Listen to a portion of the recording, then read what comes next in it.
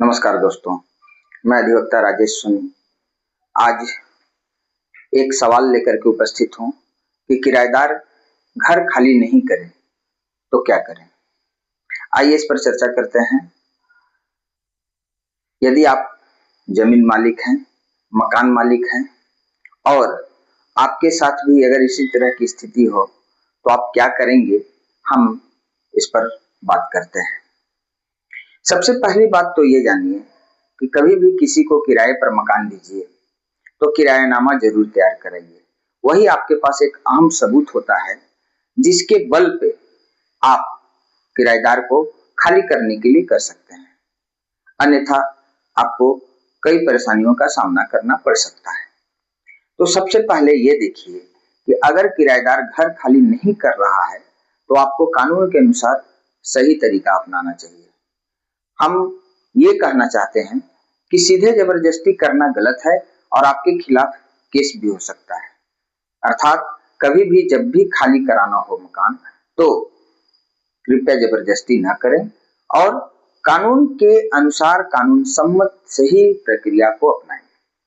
सबसे पहला काम क्या करें कि किराया एग्रीमेंट चेक करें। तो आइए हम क्या करेंगे। पहला, किराया एग्रीमेंट, जिसे हम किरायानामा भी कहते हैं। किराया एग्रीमेंट चेक करें।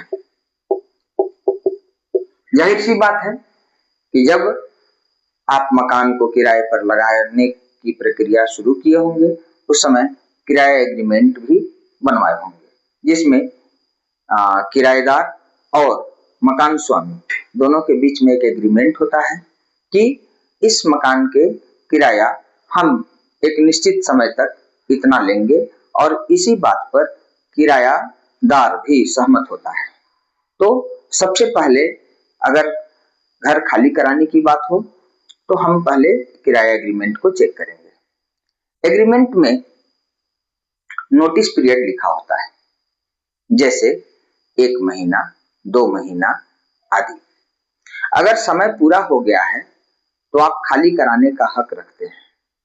तो सबसे पहला प्रक्रिया हम अपनाते हैं, पहला काम करते हैं कि किराया एग्रीमेंट को चेक करते हैं। अब दूसरी प्रक्रिया अपनाते हैं, क्या करते हैं, लीगल नोटिस भेजें। दूसरा, लीगल नोटिस भेजें।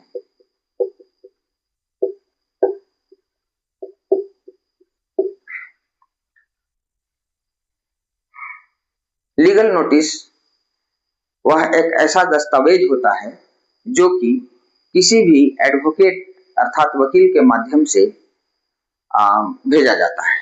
तो उसमें आप ये मेंशन करें, इसमें लिखवाएं कि किराया कब से चल रहा है, अर्थात किराएदार उस मकान में कब से रह रहा है।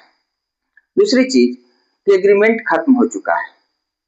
और तीसरी चीज कि कितने दिन में घर खाली करना है, जैसे 15 दिन या 30 दिन का समय आप दे सकते हैं। यह सबसे जरूरी स्टेप है।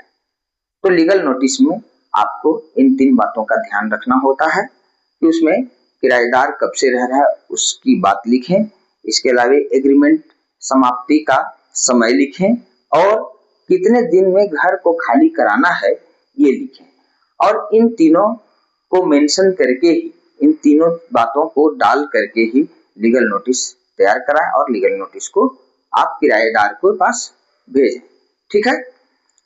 तीसरी चीज या तीसरा काम आपको क्या करना है कि अगर किराएदार फिर भी खाली नहीं करता है नोटिस प्राप्ति के बाद भी, तो आप एविक्शन सूट दाखिल कर सकते हैं। एविक्शन सूट मतलब क्या होता है, बेदखली वाद। यह कोर्ट में एक ऐसा वाद होता है जिसमें कोर्ट को यह निर्णय देने का हक होता है कि किराएदार कितने दिनों में खाली कर दे। तो अगर नोटिस के बाद भी खाली नहीं करता तब ये उपाय है कि हम एविक्शन सूट दाखिल करते हैं। तीसरा चीज, एविक्शन सूट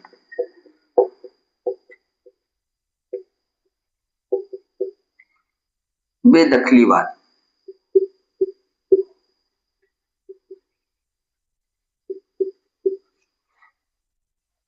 दाखिल करें।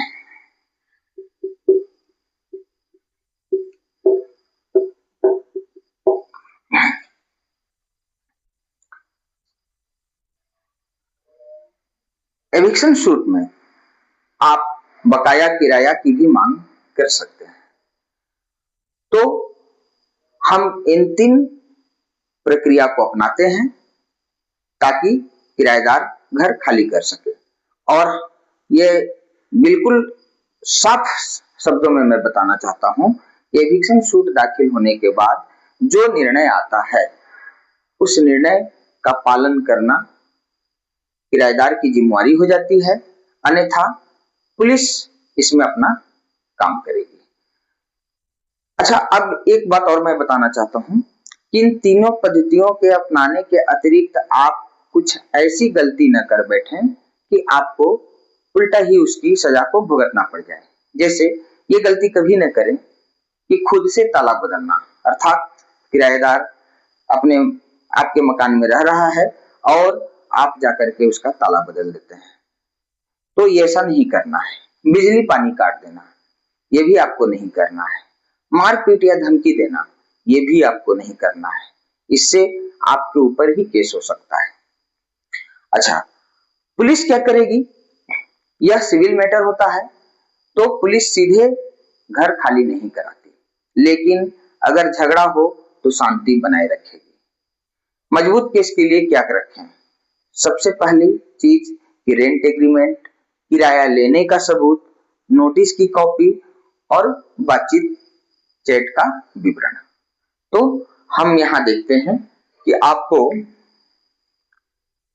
इन 3 प्रक्रिया को अपनाना है, लेकिन गलती नहीं करना है। गलती ना करें। क्या क्या?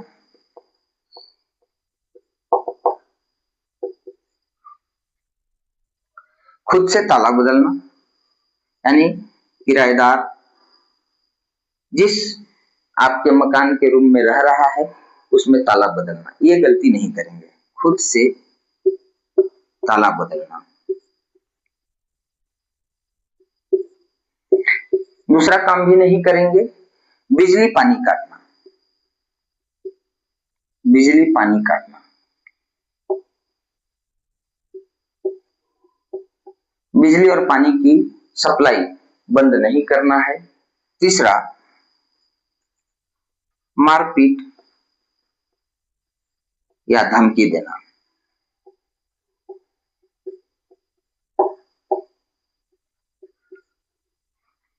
और चौथी चीज,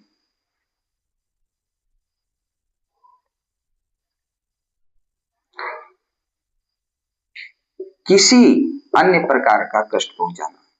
किसी अन्य प्रकार का चोट पहुंचाना, ये काम आपको नहीं करना है। इस काम को भी नहीं करना है, इस काम को भी नहीं करना है, इस काम को भी नहीं करना और इस काम को भी नहीं करना है।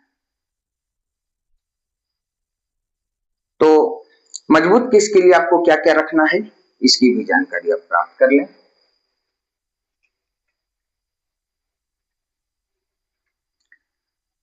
मजबूत केस के लिए क्या करें?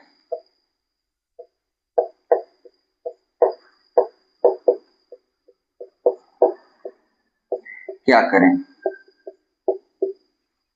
पहला काम,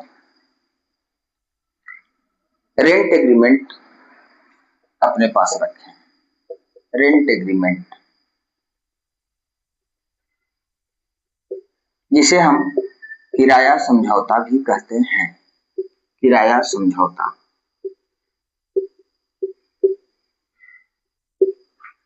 ये अपने पास रखें। इसके अलावा किराया लेने का सबूत अपने पास रखें। किराया लेने का सबूत, किराया लेने का सबूत। इसके अतिरिक्त नोटिस की कॉपी, नोटिस की कॉपी सुरक्षित रखें। और क्या रखेंगे? बातचीत या व्हाट्सएप चैट का सबूत। बातचीत का सबूत या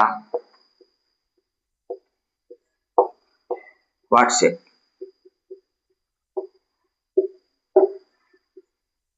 का सबूत। तो आसान भाषा में हम समझते हैं कि सबसे पहले नोटिस भेजना है, इसके बाद नोटिस से ही यदि बात बन जाए तो मामला वहीं खत्म, और अगर बात नहीं बना तब फिर कोर्ट में केस, तब जाकर के कानूनी तरीके से किराएदार आपका मकान खाली करेगा या फिर आपका घर खाली करेगा। धन्यवाद।